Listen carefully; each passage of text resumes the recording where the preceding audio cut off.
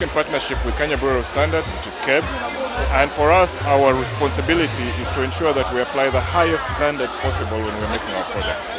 And that is why recently when KBL and a number of other multi-government agencies came to visit us, they certified our production process, and our products were therefore certified as quality products and safe for consumption.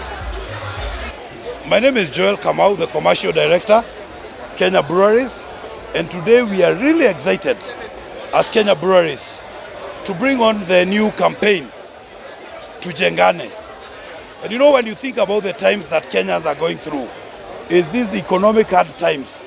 And we are asking ourselves as a company, how then do we become relevant to the consumers? And Tujengane is not actually about a promotion. It's about a movement, about togetherness, about such times when we need to be resilient, and about hope. And that's why the campaign is very clear on the things that we are giving our consumers.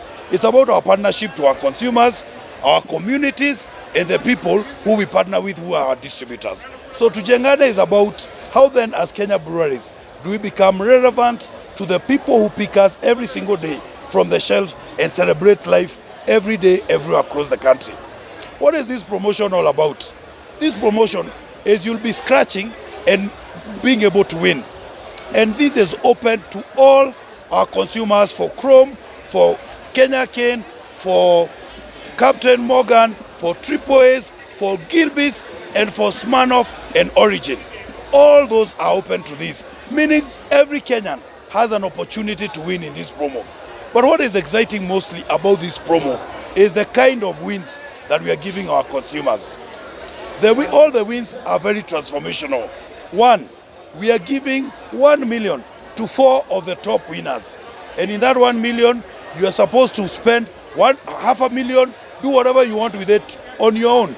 But the other $500,000, you must choose a community project and do something for community. So that is to transform the community around you. We have 24 motorbikes, meaning that we are giving Kenyans an opportunity.